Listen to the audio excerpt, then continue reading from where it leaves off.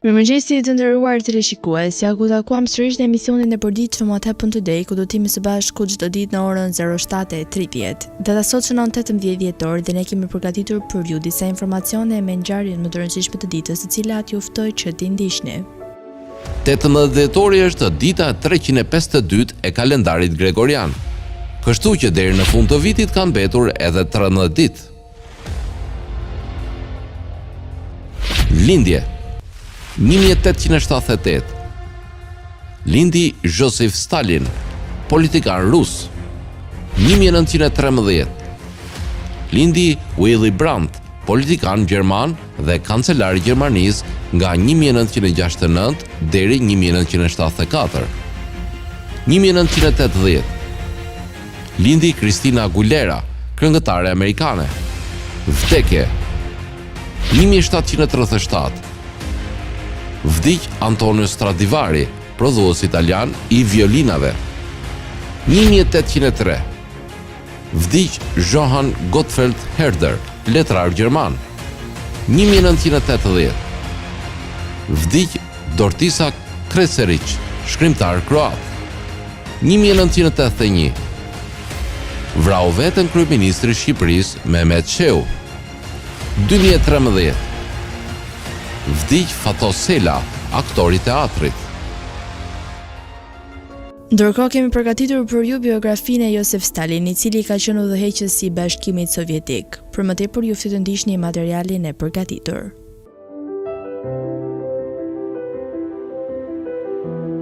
Josif Vissarionovich Stalin lindi në 6 dhjetor 1878, vdiq më 5 mars 1953. Ishte një udhëheqës i Bashkimit Sovjetik nga mesi i viteve 1920 deri në vdekjen e tij në vitin 1953, duke mbajtur postin e sekretarit të përgjithshëm të Komitetit Qendror të Partisë Komuniste të Bashkimit Sovjetik. Ai ishte efektivisht diktatori i shtetit. Stalini ishte një nga 7 anëtarë të byrosë së parë politike, e themeluar në vitin 1917 për të menaxhuar revolucionin bolshevik, së bashku me Leninin, Zinovjevin, Kamenjevin, Trotskin, Sokolnikovin dhe Burbovnin. Midis revolucionarëve bolshevik që morën pjesë në revolucionin rus të 1917, Stalin u emërua sekretari i përgjithshëm i Komitetit Qendror të Partisë në 1922. Ai më pas arriti të konsolidojë pushtetin pas vdekjes së Leninit në vitin 1924, duke zgjeruar funksionet e rolit të tij dhe duke eliminuar çdo opozit. Ai mbeti sekretari i përgjithshëm derisa u hoq në vitin 1952, njëkohësisht duke shërbyer si kryeministër i Bashkimit Sovjetik nga viti 1941 e më pas. Në studimin e Stalinit, koncepti leninist i socializmit në një vend të vetëm u bë një parim qendror i shoqërisë sovjetike, në kundërshtim me pikpamjen e Leon Trotskit, që socializmi duhet të përhapet përmes revolucioneve të vazhdueshme ndërkombëtare. Ai zbatoi një politikë ekonomike shumë të centralizuar të komandës, duke filluar një periudhë të industrializimit dhe kolektivizimit që rezultoi në transformimin e shpejtë të BRSS-s nga një shoqëri agrare në një fuqi industriale. Megjithatë, ndryshimet ekonomike u shoqëruan me burgosin e zhdukjen dhe internimin e milionave njerëzve në kampet e punës të quajtur Gulav. Stalini doli fitimtar në luftën e dytë botërore, por shteti sovjetik u dëmtua shumë dhe pas luftës ekzekutoi shumë heronj. Më vonë ai vendosi një regjim terrori. Stalini vdiq në disa rrethana misterioze dhe pushtetin e mori Nikita Khrushchev.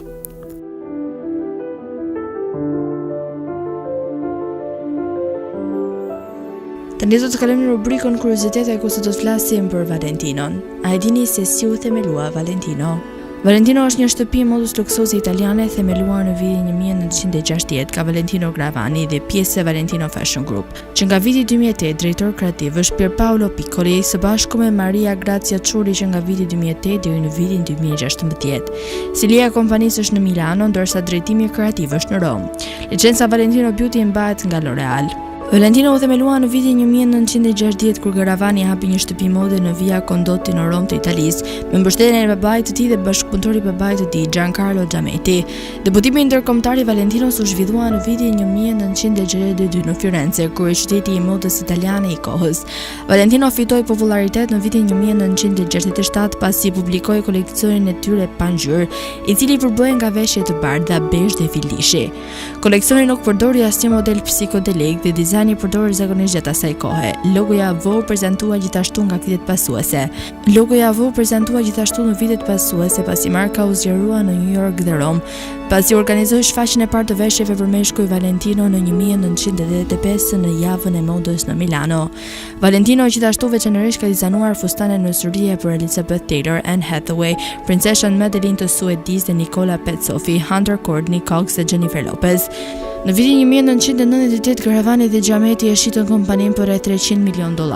Një konglomerat italian i kontrolluar bisërisht nga indjeri Gianni Angeli, kreu i Fiatit. HDP vendosi që Valentino brenda së njëjtës njësi prodhuese nga veshjet Gfitinet dhe së bashku me prodhuesin e veshjeve sportive Fila. Në vitin 2001, opera një fundi i kontrolluar nga firma e bijuterive në Rom Bulgari filloi bisedimet për të blerë Valentinon, por u tërhoq pasi nuk u mund të bie dakord për një çmim. Në vitin 2002, Valentino me të ardhura për më shumë se $180 milion u shet nga HDP tek Marzotto Apple, një tekstil me bazë në Milano për $210 milion. U përfol se HDP ishte pak kënaqur me shpenzimet personale të karavani dhe Giametti, që pretendim për në cilin Giametti është kundërshtuar.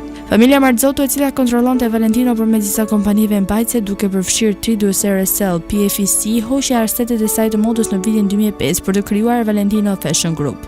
Nga viti 2007, Valentino kontrollohej nga grupi i kapitalit privat Primera, i cili kishte blerë markën nga grupi Marzotto për €2.6 miliardë.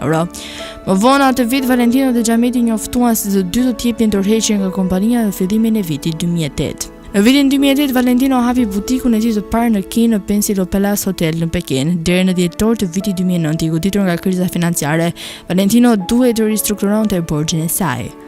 Në vitin 2012, aristokratët e Katarit vlen Valentino për €700 milion përmes një mjedi investimi të quajtur Mayhoola for Investments. Mayhoola i bleu të dyja aksionet me përmisa dhe interesat minoritare të Marzottos. Në vitin 2020, shtëpia e modës njoftoi se nuk do të përdorte më lesh alpaka dhe ndërpreu lidhjet me Malkinin, ferma më e madhe private në botë e alpakave në Peru. Lëvizja pasoi me zbulimin e abuzimit me kafshët brenda industrisë alpakave. Në ndërtimin e CEO-s së saj, Jacopo Venturini, Valentino doli pa lesh në vitin 2022. Gjithashtu vendosi të fokusohet në linjën kryesore e Valentino, duke i dhënë fund asaj Red Valentino, që synon më shumë klientët më të rinj me vjeç dimër 2023 dhe me sezonin e 2024-s. Në vitin 2021, Valentino miratoi si një model të përbashkët për zgjerrjen e shfaqjeve të meshkujve dhe të femrave për prezantimet e tij. Deri në vitin 2023, ajo e braktisi sërish ato modeli dhe u kthye në javën e modës në Milano.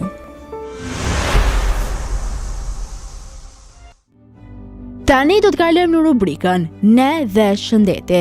Fruti që kam përzgjedhur për sot është avokado. Avokado është një pemë frutore fillimisht u zbuluar në Meksik dhe përdorimi i saj daton rreth 5000 vite më parë. Pema avokados është rritur edhe në Amerikën Qendrore dhe Jugore. Në shekullin e 19, avokado hyri në Kaliforni dhe që nga ajo kohë u bë një prodhim komercial shumë i suksesshëm. Avokado e quajtur edhe dardha e alligatorit ka një përmbajtje të lartë të fibrave, natriumit dhe nuk ka kolesterol. Ajo siguron 20 lëndë ushqyese thelbësore, përfshirë fibrat. Ajo është e pasur me acide yndyrore omega 3, me vitamina A, C, D, E, K dhe B, tiamin, riboflavin, niacin, acid pantotenik, biotin, vitamin B6, vitamin B12 dhe folate. Ushqimet natyrore të pasura me acide yndyrore si omega 3, siç janë avokadot, njihen gjërësisht për ruajtjen e një zemre të shëndetshme, trurit dhe syve. Një neuroshkencëtar i psikiatrisë e ka cilësuar avokadon si një nga ushqimet më të mira për të ruajtur një tru të shëndetshëm, të aftë për të ndihmuar në parandalimin e sëmundjes së Alzheimerit. Kjo nuk është vetëm për shkak të përfitimeve shëndetësore të acideve yndyrore omega 3. Përmbajtja e lartë e vitaminës C.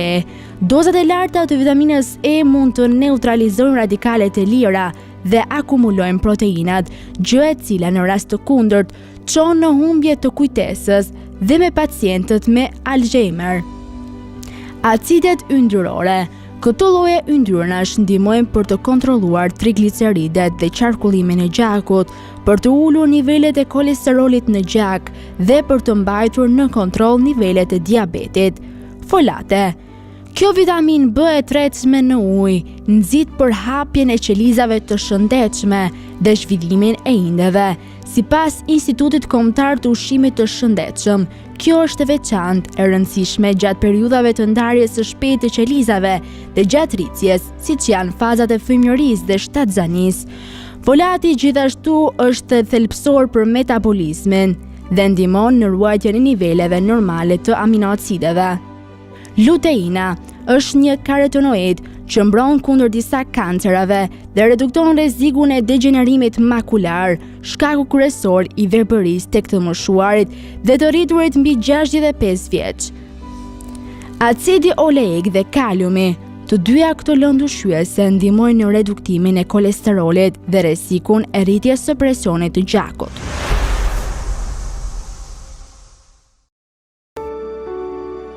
Tani ju ftet të ndiqni parashikimin e motit në territorin shqiptar për ditën.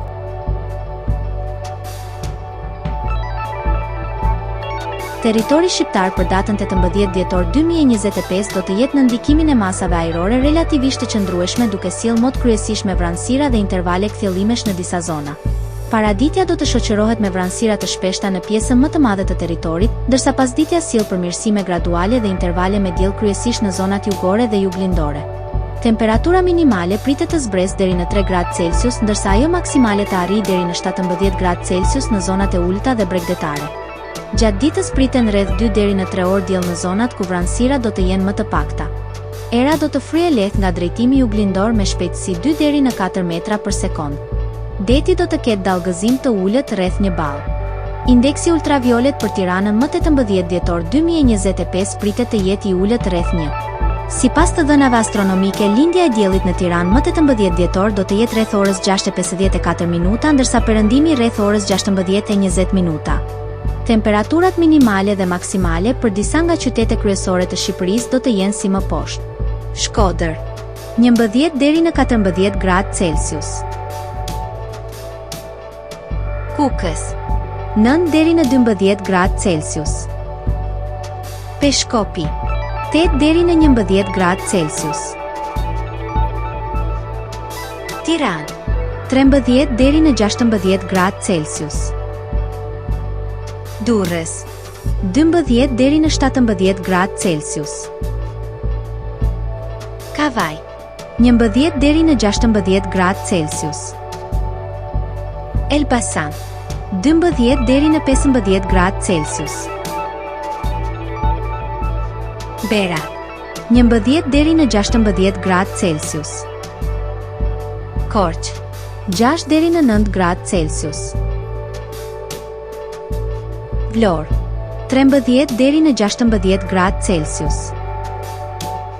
Gjirokastër, 10 deri në 15 gradë Celsius. Sarandë, 11 deri në 16 gradë Celsius. Tani ju ftet të ndiqni parashikimin e motit në territorin e Kosovës për ditën. Territori i Kosovës për datën 18 dhjetor 2025 do të jetë në ndikimin e kushteve të qëndrueshme atmosferike me mot pjesërisht të vranët dhe intervale kthjellimesh. Paraditja do të jetë me vranësira të her pas hershme, ndërsa pasditja sjell intervale më të shpeshta me diell. Temperatura minimale pritet të zbresë deri në 0 gradë Celsius, ndërsa ajo maksimale të arrijë deri në 11 gradë Celsius. Era do të fryejë lehtë nga drejtimi verilindor me shpejtësi 2 deri në 3 metra për sekond. Indeksi ultraviolet për Prishtinën më 18 dhjetor 2025 pritet të jetë i ulët rreth 1.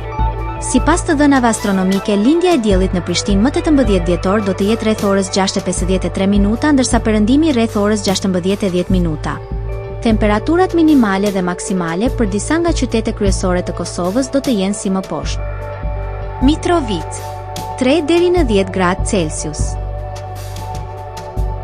Podujev, 0 deri në 9 gradë Celsius.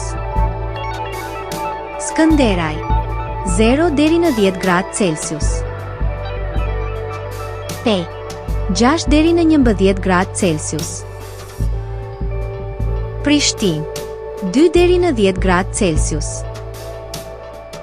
Gjakov, 2 deri në 10 gradë Celsius. Malishev, 4 deri në 10 gradë Celsius. Gjilan, 2 deri në 10 gradë Celsius. Ferizaj, 3 deri në 11 gradë Celsius. Kaçanik, 4 deri në 11 gradë Celsius. Suharek, 4 deri në 11 gradë Celsius. Prizren, 4 deri në 11 gradë Celsius.